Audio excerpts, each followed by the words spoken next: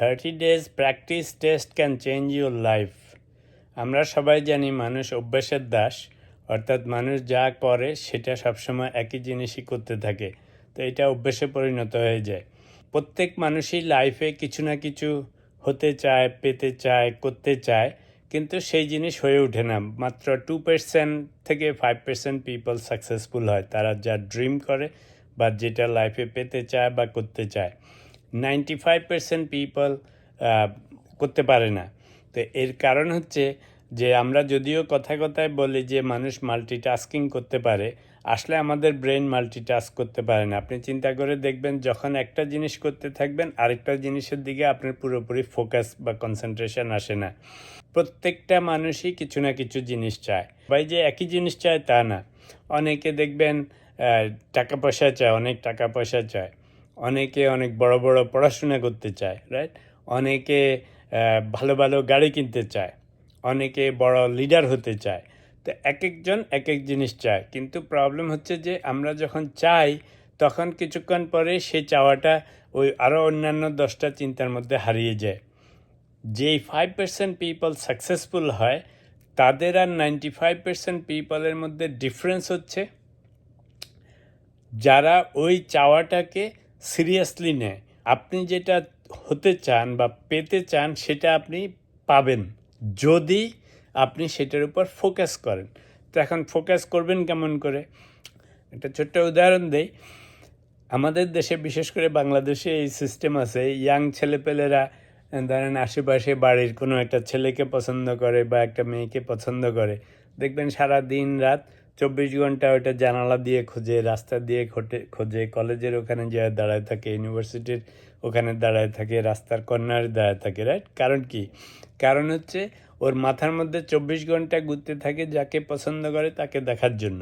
তো খেয়াল করে দেখেন, একটাই তার কাজ তখন, যতক্ষণ পর্যন্ত না এটার সাথে একটা কানেকশন সৃষ্টি করা যায় অথবা ওটার থেকে রিজেকশন হয়, ততক্ষণ কিন্তু সারাক্ষণ চোখে চোখে রাখে। বিদেশে অবশ্য এসব নেই, বিদেশের মধ্যে এসব চোখাচোখি, জানালা দিয়ে দেখা, ছাদে যেয়ে দেখা, কিংবা ইউনিভার্সিটির এখানে দাঁড়াতে থাকে ওখানে সাদাদের মধ্যে এটা নেই, কিন্তু বাংলাদেশের কালচারে এটা আছে।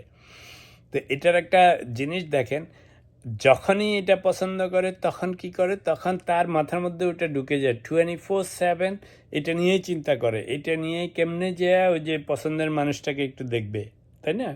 তা আপনি দেখেন ফোকাস এবং ডিটারমিনেশন কি পর্যায়ে যায়, যে এটাকে যতক্ষণ না এটার কাছে এটার সাথে কানেকশন সৃষ্টি করা যায় অতক্ষণ কিন্তু ছাড় দেয় না বেশিরভাগ মানুষই। এক পর্যায়ে এসে বেশিরভাগ সাকসেসফুলও হয়, ঠিক কি না? খেয়াল করে দেখেন, নিজেদের লাইফে সবারই এই ঘটনা ঘটেছে।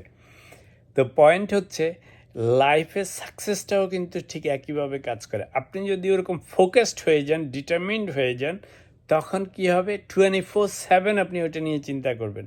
এবং যখন 24/7 ওটা নিয়ে চিন্তা করবেন তখন আর ফেল হওয়ার কোনো চান্সই থাকে না, কারণ আপনি সমস্তক্ষণ চিন্তা করবেন কি করলে আমার এই এজেন্ডাকে সাকসেসফুল করা যায়, রাইট? আপনি যেটা জীবনে চান সেটাকে যদি একটা কার্ডে লিখে 30 দিন প্রতিদিন সকাল সন্ধ্যা সেই কার্ডটা উল্টে উল্টে দেখবেন, পড়বেন যে আপনি কি চান, ঠিক আছে? তো ওটা দেখে এখন আপনি যখন আপনি সারাক্ষণই ওটা মাথার মধ্যে ঢুকবে, আপনার সব চিন্তা, চেতনা, অ্যাক্টিভিটিস, আপনার এফোর্ট সব হবে সেটা নিয়ে। তো তখন আপনি পথ বাইর করবেন যে এটা পেতে গেলে আমাকে কি কি করতে হবে। তো যেই জিনিসগুলি করা শুরু করবেন সেগুলিতেও আপনার ফোকাস হবে, কারণ আপনি জানেন যে এটুক করলে তারপরে স্টেজে যাব, দেখা যাবে যে প্রবলেম আসবে অ্যালং দি ওয়ে, সেগুলি আপনি সলভ করবেন। তো সেগুলিও সলভ হবে, সাকসেসফুলও হবেন, এবং আপনি যেই ড্রিম নিয়ে শুরু করেছিলেন সেটাও হবে, রাইট? তো সেই জন্য